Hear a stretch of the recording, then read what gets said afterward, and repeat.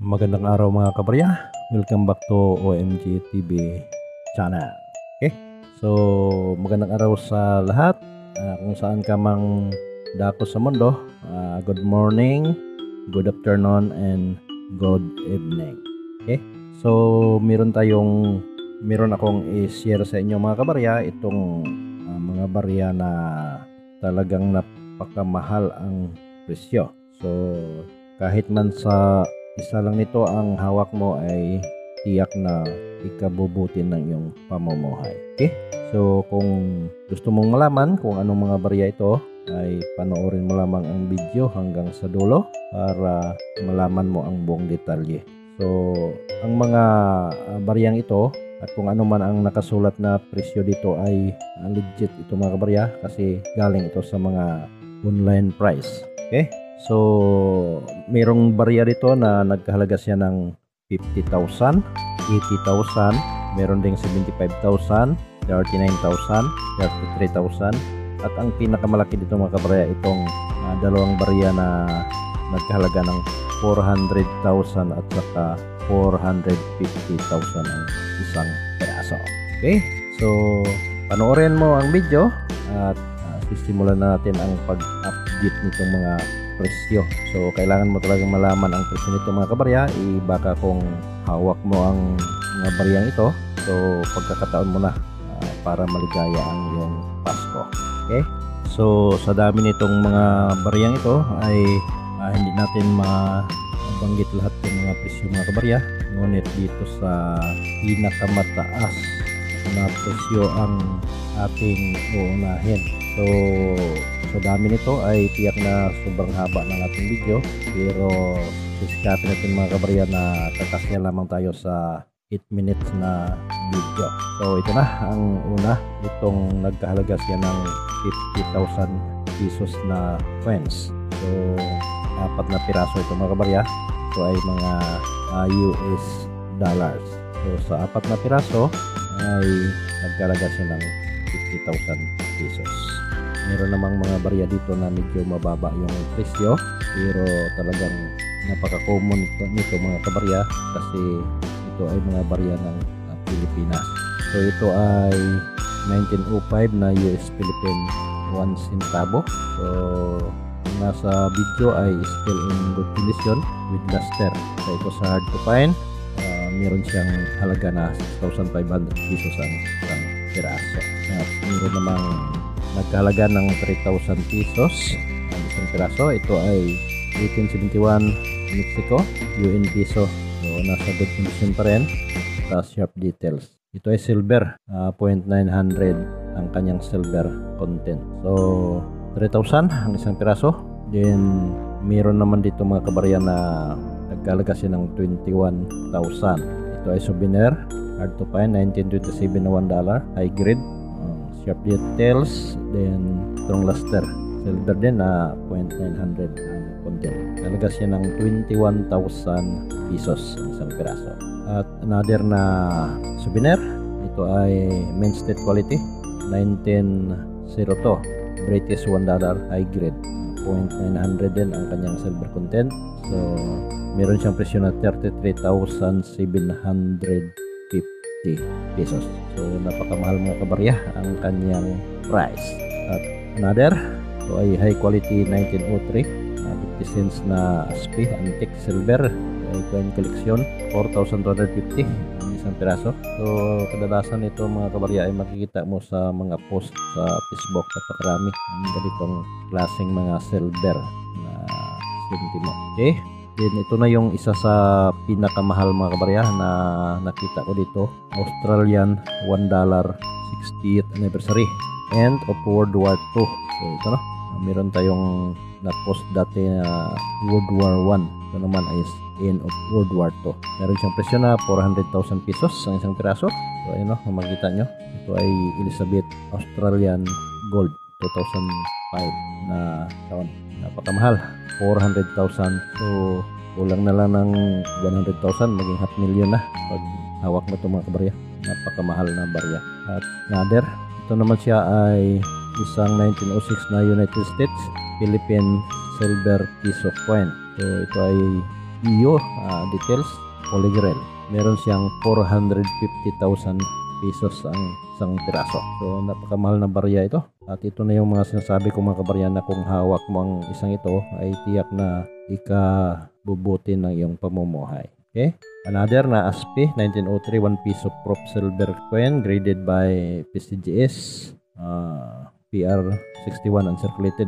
So bagong-bago to kasi uncirculated. Meron siyang 39,700 pesos ang isang piraso. At another na Philippine ASPI 1904 1 piso graded by PCGS MS61 31,500 naman yung kanyang price.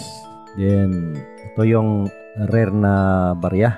So 1863 Spanish Philippine 4 pesos Isabel Pilipinas gold coin.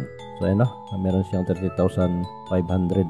Okay, so nakamahal na barya ito mga barya at tiyak na tiba-tiba ka dito pag hawak mo ang isang ito. Okay, meron naman tayo mga kabarya na isang Philippine coin 1975 1,000 pesos. Ito yung Marcos Prop gold coin. Ito ay naka-sealed. Then mayroong box 9.95 grams na gold, no? So napaka solid gold ito mga kabarya at meron siyang presyo na 75,000 pesos ang isang peraso. Okay? So ito ay Philippine coins. At ito naman is 1942 Philippine Japan Homa medal baso 150 hanikat. So ayun, 80,000 pesos naman ang isang peraso. Napakamahal din mga kabarya. Ito ay napaka-rare na barya kasi Philippine Japan na coin. At another naman is 1990 na Philippine 200 pesos prop silver coin. Save the Children Fund. Ito ay 70th sold. So ito no, meron siyang presyo na 65,000 pesos.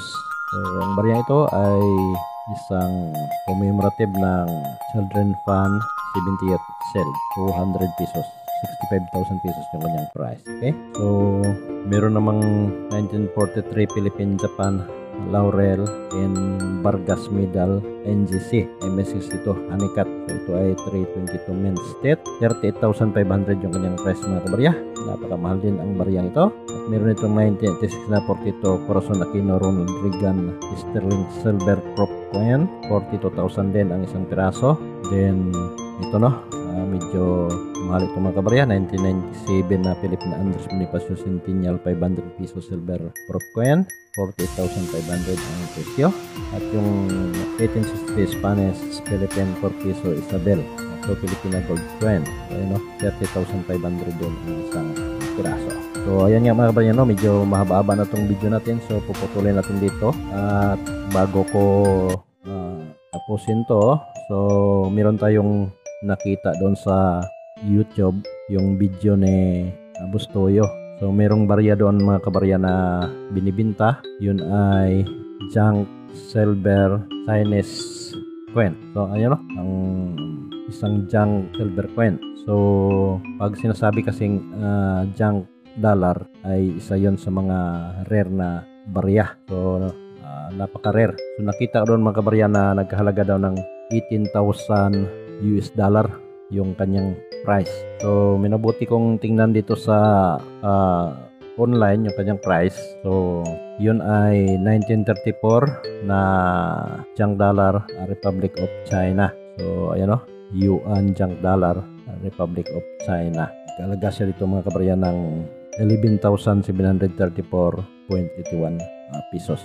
So marami kasi yung mga junk dollar na makikita mo pag hanapin mo ito, ang kanyang price, pag hinahanap mo ay marami ang lalabas. Kaya itong pinakamalaki ang mga presyo dito yung nakuha ko.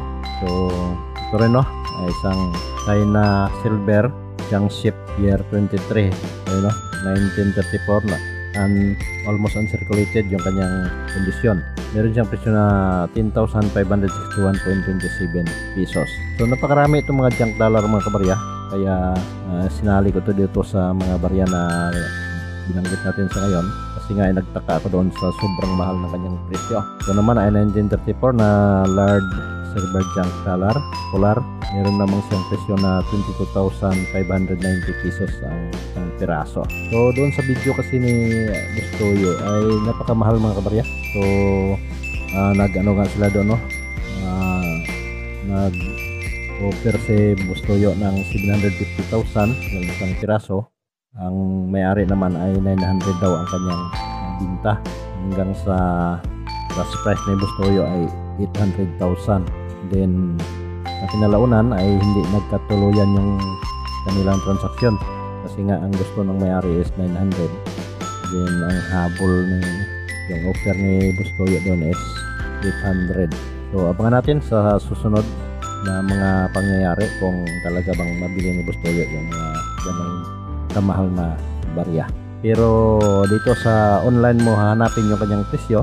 Hindi naman ito masasabi na hindi legit itong tinitingnan natin kasi ito ay isa din sa mga legit na nagpresyo ng mga barya. So kung titingnan mo rin ito sa Numista ay naghalaga lamang siya ng 13,000 pesos.